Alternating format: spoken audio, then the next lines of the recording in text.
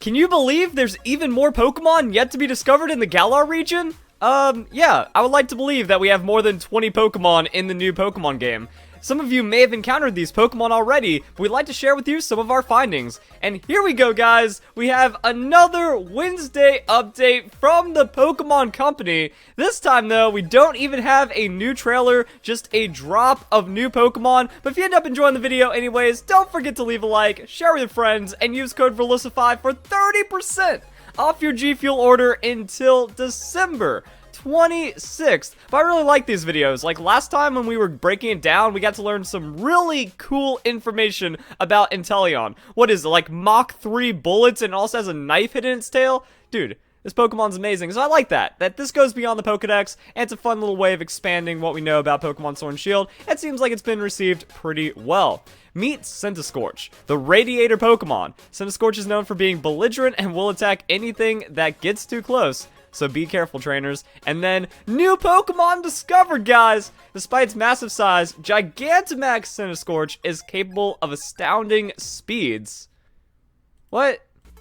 I'm gonna have to give you the gnaw on that one, Pokemon Company. But it looks like we're getting some of that version exclusive goodness going on. So, new Pokemon discovered. Meet Sandaconda, the sand snake Pokemon. Sandaconda acts tough and confident when its pouch is full of sand, but can become pretty cowardly as soon as it runs out of sand. So it looks like we're getting those version exclusives, no pre-evolutions, and that's a weird thing about the reveals that we had for Pokemon Sword and Shield. Like, Corviknight was one of the first revealed Pokemon, and that was the fully evolved regional bird. We've never had anything happen like that. Now it's really like kind of working from the top down. It's like, oh yeah, here's the fully evolved. Maybe you'll, and I like that actually. Now that I'm thinking about it, it's like, oh, you see the fully evolved, but then that means you kind of have to look, and you kind of have to see like, hey, is that thing's pre-evolution? I'm gonna grab it. I'm gonna figure out how to evolve that Pokemon. It'll be fun. So, new Pokemon discovered, Gigantamax Sandaconda attacks by spinning its body at high speeds, which causes the sand surrounding it to spin at extreme speeds as well.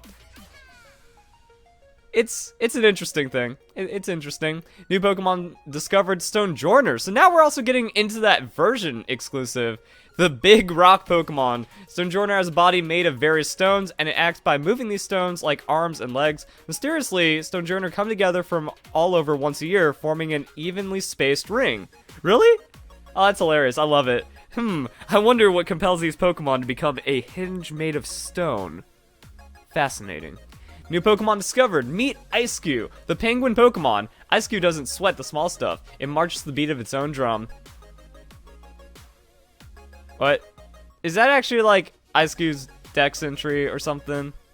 Or are they just going all like cheeky on the belly drum? It isn't belly drum like an egg move anyways. So it drifted in on the flow of ocean waters from a frigid place. It keeps its head ice constantly to make sure it stays nice and cold. This Pokemon keeps its heat-sensitive, cool head with ice. It fishes for its food, dangling a single hair onto the sea to lure and prey. This Pokemon's so stupid. Ice covering this Pokemon has shattered, revealing a slightly worried expression that many people are enamored with. No, the hair on this head connects to the surface of its brain. When this Pokemon has something on its mind, its hair chills the air around it. I hate this Pokemon even more now. And now we're going into the more regional variant Pokemon. Galarian Darumaka arose long ago when seismic shifts caused the warm region they lived in to cool down. Oh, that's kind of cool. So going into like, yeah, something needs to happen to force a change in this Pokemon. I mean, we've seen it like Vulpix becoming ice. We see Darumaka becoming ice. Then Darmanitan. Galarian Darmanitan are somewhat timid. At times, it'll pretend to be an inanimate snowman when it senses the presence of humans. I will admit, I think Darmanitan's stupid. Galarian Darmanitan, never liked the Darumaka line at all. But the Zen form snowman is pretty dope. Gotta admit that. New Pokemon discovered. Galarian Corsola are said to have arisen from the Corsola that lived in the sea surrounding the Galar region in the ancient past. Now the interesting thing is that some of this is like talking about colder lands. Like, yeah, so the climate, you know, seismic shifts caused the warm region they lived on to cool down. So the Galar region used to be warmer, and now it's cooling. However, the whole thing about coral bleaching is about global warming. Shenanigans. Either way, could you imagine that? Like, you're just kind of like in some kind of ancient seabed, and then just like ghosts start rising up from it. That's pretty dope. I love Galarian Corsola. Like, as a concept, even like if we're just excluding all of the global warming and implications and stuff, that's just a super dope Pokemon, and it represents the coral pretty well. And then Cursula, the coral Pokemon. Cursula gather on the night of a full moon and fire off their branches towards the sky. It's a beautiful sight to behold. And then learn more about the different Pokemon, so that's where we get our Pokemon page right here. And we can go into more details, which we're going to do after we go into the version exclusives, because that's what we're talking about right here. We got Pokemon Sword, Stonejourner, Pokemon Shield, Ice Cube, boom, boom, and then gym leaders. Dude, why didn't they do this? This should have been the October trailer. I love Gordy. He's so cool. He's so bro. I love it. And then we would have seen more of the version exclusives. We would have more version exclusive gym hype to go into. And then while you take on his mother, Melanie, in Pokemon Shield, Melanie is like Beverly Hills tennis mom, and it works out. So yeah, this is cool. We got some cool stuff, and then they give us the breakdown right here. Also, more gym leaders as well. How many gyms have you challenged so far? We know you've met Milo, Nessa, Bee, and Alistair, but here are some new faces that you'll encounter in the Galar adventure. Kabu is gym leader with a lot of life experience. Dude, I love Kabu too. Just how much like of a veteran he is. He really like lives in his own world. Like how he just like jogs up next to you and he just like paces out on the field. He's so cool. As a gym leader of Pokemon, Jim dates back to the earliest days of the Galar Pokemon League. He battles alongside his Fire-type Pokemon. Opal is one of the best characters in all of Pokemon. Just perfect grandma. With a Fairy-type Pokemon by her side, she's held on to her position for 70 years. And then Hard Worker, who is a gym leader of an up-and-coming gym that has been gaining great acclaim since it was formed.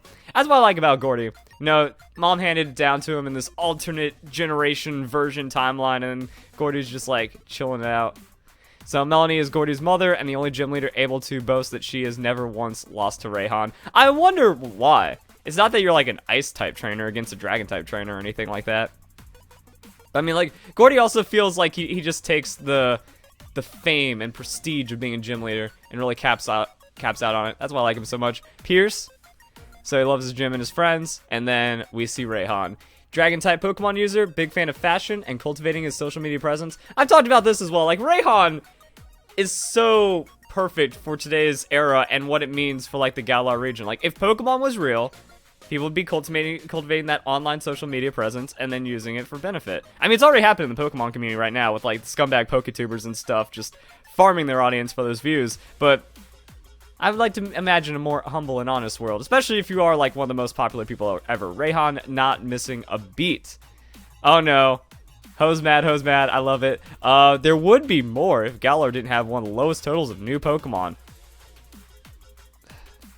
It's like you guys love lying. What? There's no lies here, but yeah, Hose mad indeed. And it looks like we are gaining some slight ground.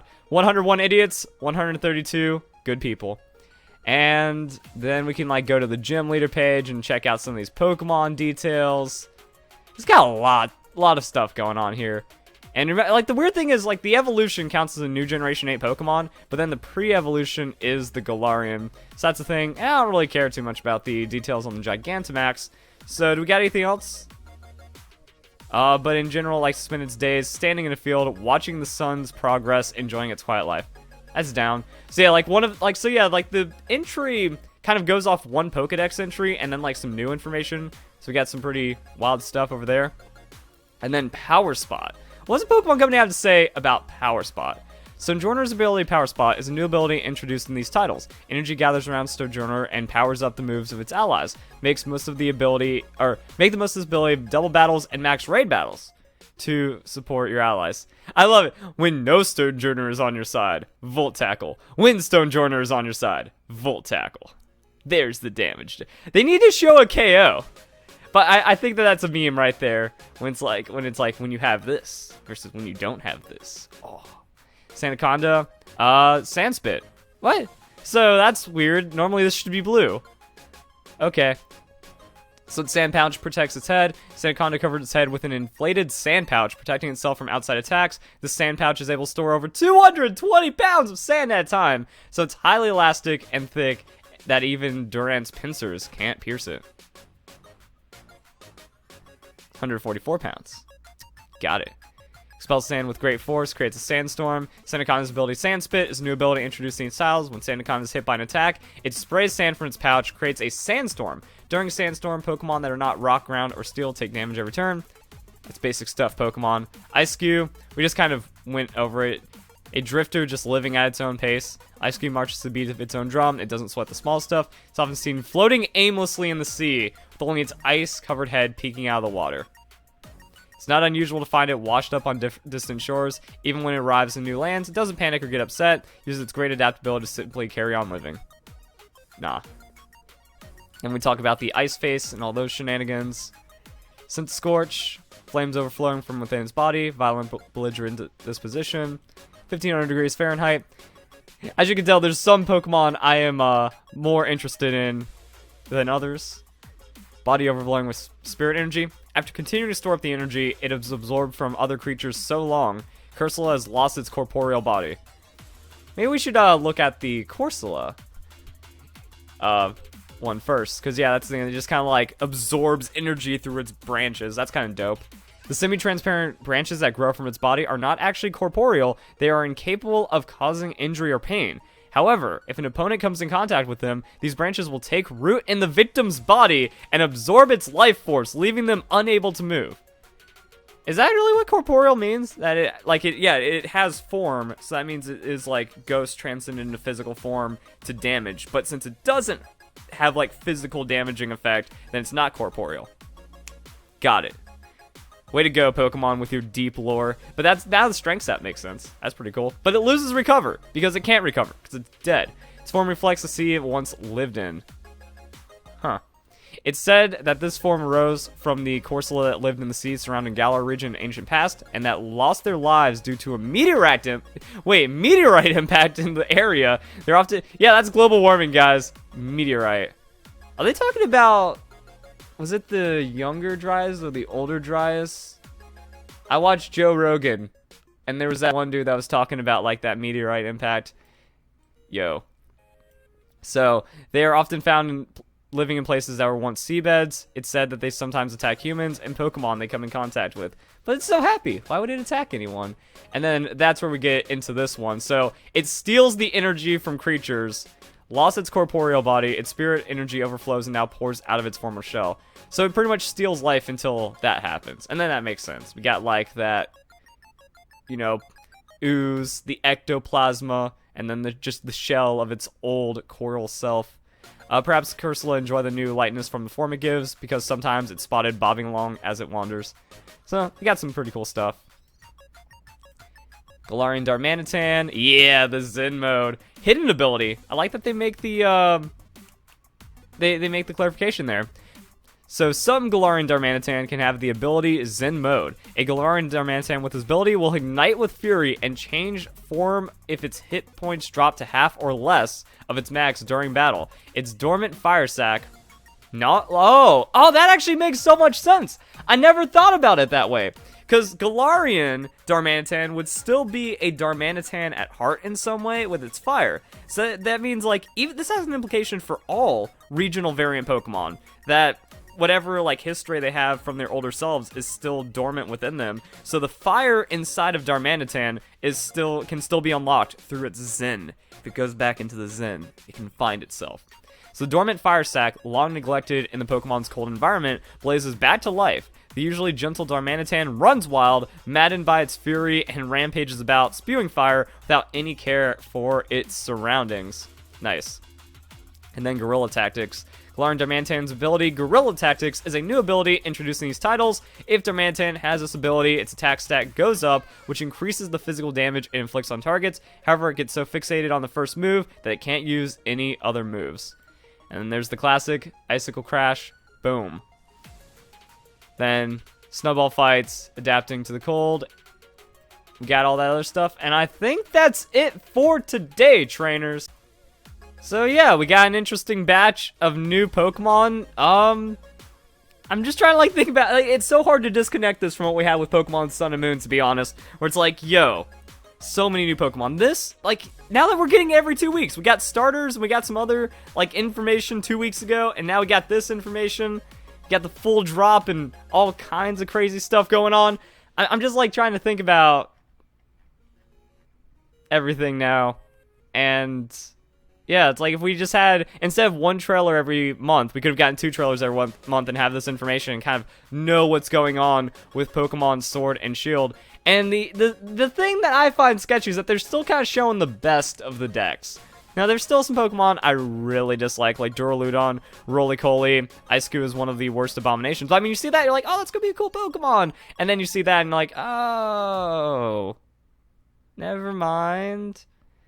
So it's kind of like we're getting those more spaced out reveals, but we're still seeing some pretty good ones. I think I would have been disappointed by, like, it's like, no, you're wasting a Galarian slot on that. And then Sin Scorch, I never really liked it to begin with. But overall, reveals have still been pretty strong and some pretty cool stuff. And I guess they're just kind of like setting it up going into holiday season, which makes sense. But with Pokemon Sun and Moon, like the day the games came out, we got to see all the Pokemon or something. So hope you guys enjoy the video. Hope you all have a nice day. Thank you very much for watching.